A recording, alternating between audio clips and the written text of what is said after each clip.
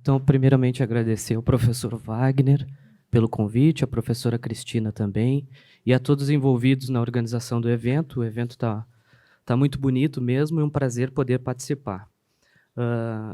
A ideia aqui é falar sobre moedas, moedas romanas relacionadas ao período de ocupação romana no Oriente Médio e a relação com o ethos judaico, né?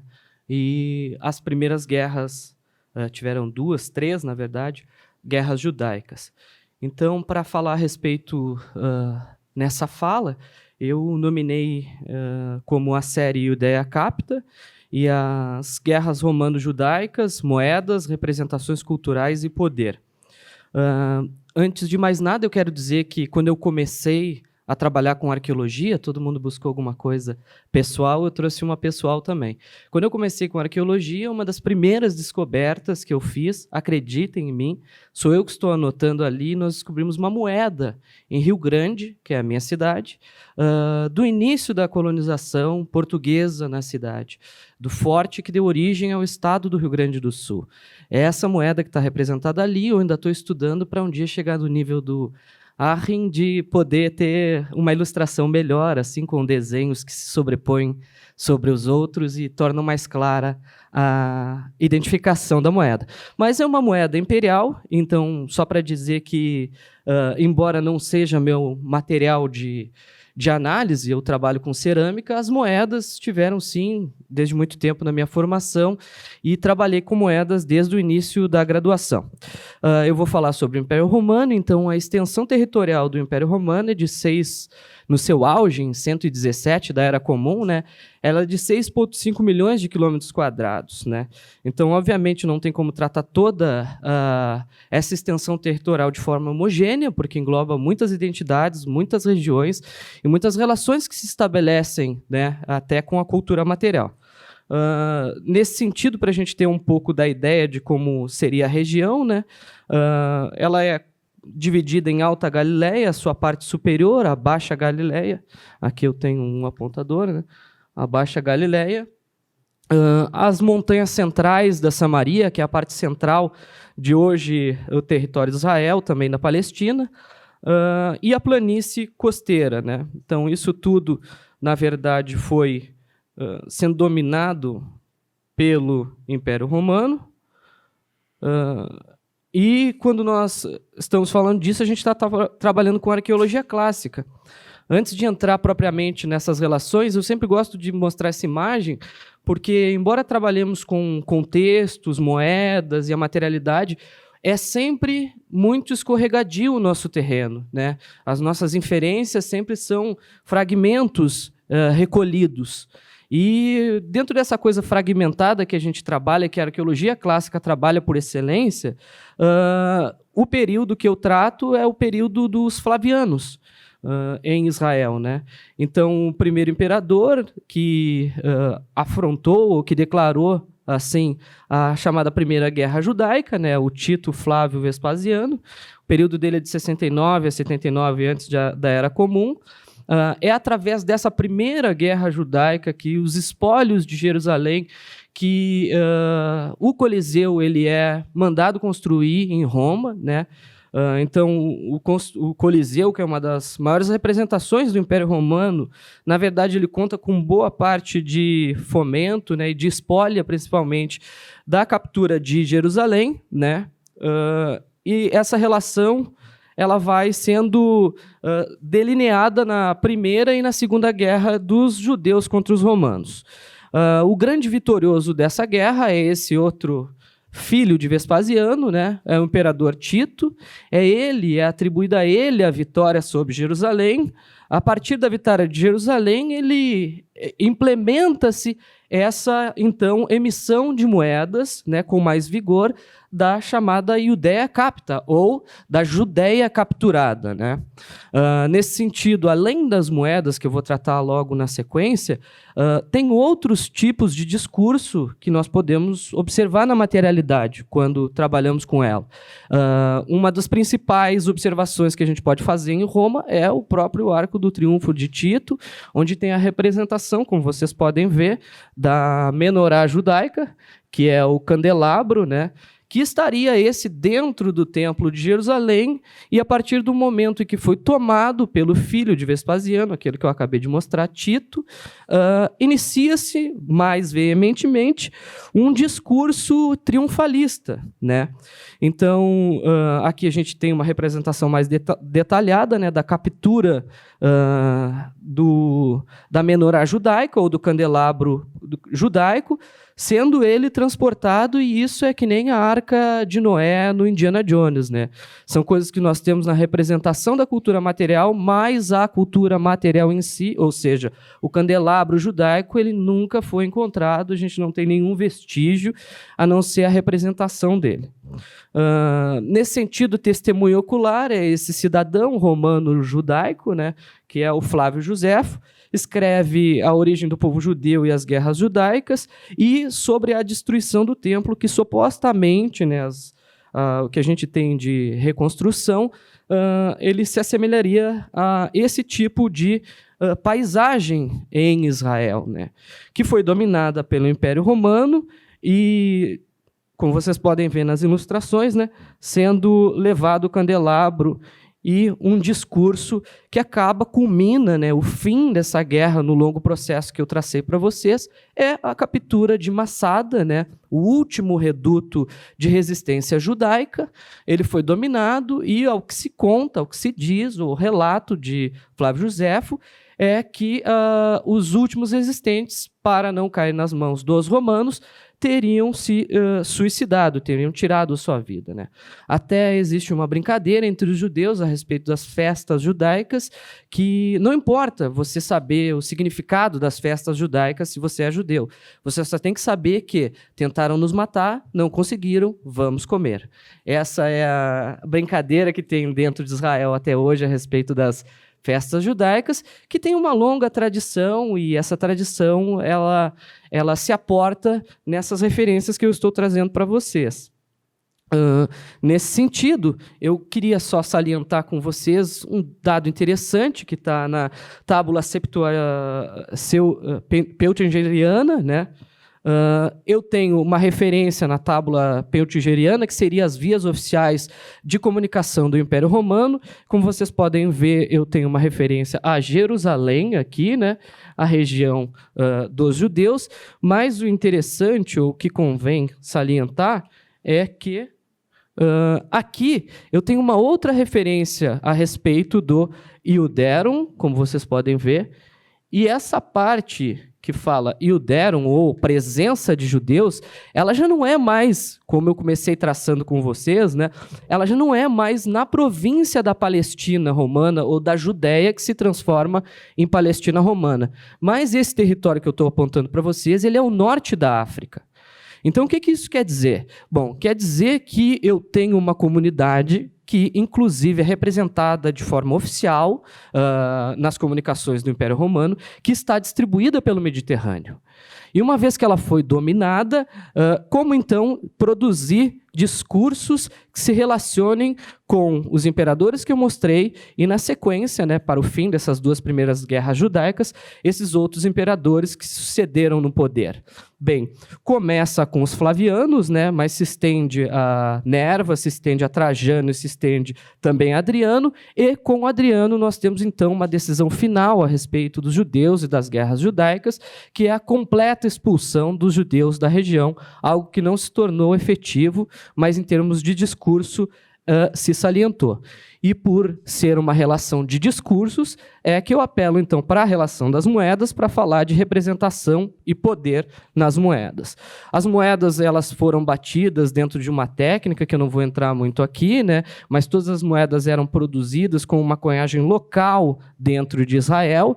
As primeiras épocas de monetarização, né, da ideia de sair para a criação da monetarização é uma palavra hebraica, que é kesef. Kesef, hoje em dia, ainda significa dinheiro, né?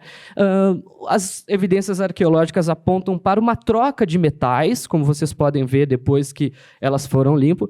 Essas trocas de metais também demonstram que, como a população estava habituada com a troca de metais e não com a monetarização em si, no princípio da monetarização no Oriente Médio, eles cortavam as moedas cunhadas pela metade, como vocês podem ver aqui, e daria metade do valor, né? Então aqui eu tenho exemplos atenienses que o professor Hein Gittler mostrou anteriormente ontem a respeito da diversidade de cunhagens que eu tenho na região. E essa diversidade de cunhagens que eu tenho na região indica que eu tenho uma negociação de identidades, certo? Então, além de toda a relação das guerras que eu comecei a traçar com vocês, eu tenho predecedente, né, antes da emissão das Iudeia Capta, que eu estou tratando, um trajeto, uma cadeia operatória onde eu vejo as moedas como símbolos de negociação de poder e identidade. Então, eu posso mapear onde foram produzidas e esbatidas as moedas dos filisteus, samaritanos igualmente, edomitas e, por fim, os judeus. Nesse sentido, o período que a gente está trabalhando vai de 63 antes da Era Comum, quando Pompeu domina a região da Judéia, e se estende até 324, 325, com a dominação de Constantino. O que eu estou trabalhando com vocês na Iudeia Capta novamente é o período dos Flavianos. E se a gente pudesse, então, ver pela primeira vez a gangue reunida aí, né, os vitoriosos aí da região foram Vespasiano, Tito e, na sequência, o Domicianos.